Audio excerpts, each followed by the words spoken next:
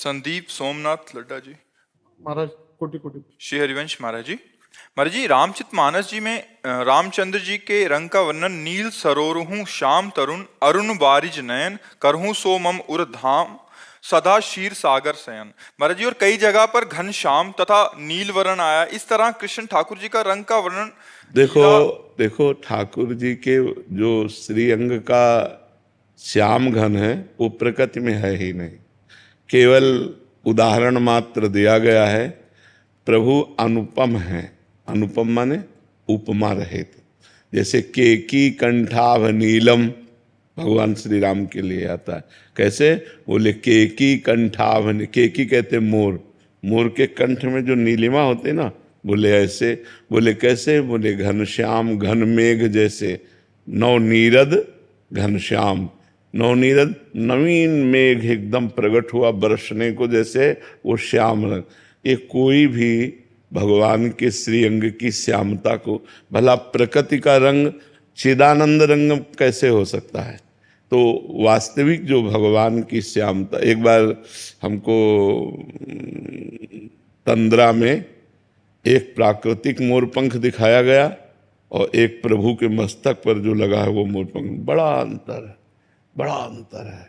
प्रभु के श्यामता जो है वो इंद्र नीलमणि श्याम मनोहर, कहीं इंद्र नीलमणि श्याम सुंदर, कहीं नवीन मेघ जलधर, कहीं केकी कंठाभ नीलम, ऐसे जो वर्णन आया है मान लो नील कमल जैसा आया है।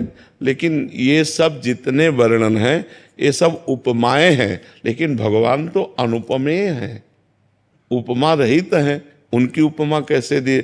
हमने क्या मोर के कंठ को देख लिया तो भगवान की श्यामता को देख लिया क्या? नवीन मेघ को देख लिया तो भगवान की श्यामता, भगवान के श्रीअंग का एक भी कुछ भी वो सदा सदा के लिए अंतर्मुख कर देगा, बहिर्मुखता का नाश हो जाएगा, प्रेम में विकल हो जाएगा।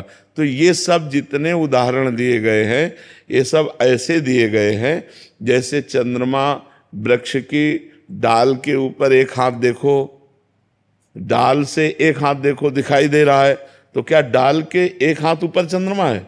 लाखों करोड़ों हाथ ऊपर है, लेकिन हमें दिखाई दे देता है कि नहीं दिखाई देता? हाँ हाँ दिखाई दिया। बोले देखो इस अमुक के ऊपर चंद्रमा दिखाई दे, हाँ हाँ दिखाई दिया। तो इसे कहते चंद्र शाखा न्याय। तो हम भगवान की उपमा देते कि लगभग लगभग ऐसे होंगे, हम भावना कर सके।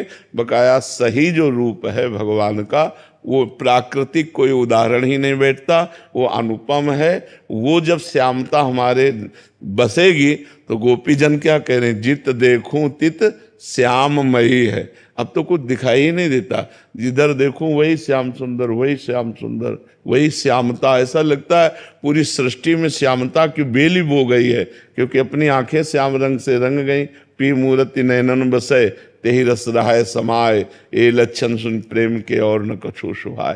प्रीतम की मूर्ति बस गई। अब वो श्यामता, वो गोरापन प्रकृति में नहीं है जो प्यारी जू और प्यारे जू में है, जो राम जू और सिया जू में है। नीला है या मेघ श्याम है? श्याम यानी काला का सावला आता है, और नीला तो वो समझ नहीं आ रहा है। ना काले हैं ना नीले हैं, ना वो नीले हैं ना वो काले हैं, वो श्याम है। धारण करे शुरुआत नाम जप, नाम ध्यान, नाम प्रकट करेगा। देखी रूप नाम आधीना, गोस्वामी जी ने लिखा है ना, देखी रूप नाम आधीना। जब आप राम राम राम राम रटोगे तो जहाँ राम नाम का ध्यान करते वहीं राम जी की श्यामता आने लगेगी। वो श्यामता प्रकृति में किसी से नहीं जोड़ी जा सकती। ना वो काले हैं ना वो नीले हैं, वो ऐसे हैं कि बड़े बड़े गोरे दीवाने हो जाते हैं। बहुत सुंदर है, बहुत सुंदर है। कोटि कोटि कंदर्प मूर्छित हो जाए उनके रूप को देखकर, ऐसे सुंदर है प्रभु। और ये इतने सुंदर है कि वो स्वयं मोहित हो जाते हैं अपने बाल रूप में। जब मणिजटित खंभे हैं उनमें देखते हैं तो बालक नजर आता है, तो बार बार ऐसे गले लगा ले कि कुछ इतने सुंदर है कि वो खुद अपने को गले लगाना चाहते हैं। स्वमन मन मोहन, स्वमन मन मोहन, स्वयं के मन को मोहित कर ले, इतना सुंदर रूप प्रभु का है। मुनि मन मोहन, मदन मन मोहन, विश्व मन मोहन, भगवान को कहा है, और राधा मनमोहन। तो इसलिए उनका जो रूप है, उनकी जो श्यामता है, वो ना नीली है ना काली है, एकदम अद्भुत श्यामता। अब उस अद्भुत श्यामता को बोले कैसी है? बोले जैसे मोर के कंठ की कंठाव नीलम। बोले कैसे? उसे जैसे नवीन जलधर। अब उदाहरण में कुछ तो, सूर्य के प्रकाश को हम कैसे उदाहरण दे सकते हैं? लेकिन जब हम कागज में बनाते हैं सूर्य और उसमें स्याही भरते हैं तो लगने लगता ना ये सूर्य है, सूर्य का प्रकाश है। लेकिन क्या उसमें सूर्य का प्रकाश आ गया क्या? ऐसे ही श्यामता का वर्णन है, क्योंकि भगवान अनुपम है। तो भगवान का सब कुछ अनुपम है, उनका कोई उदाहरण नहीं दिया जा सकता कि भगवान कैसे। बोले भगवान ऐसे, ऐसे उदाहरण हो गया तो उपमा हो गई ना। भगवान अद्वितीय है, अनुपम है। समझ पा रहे आप?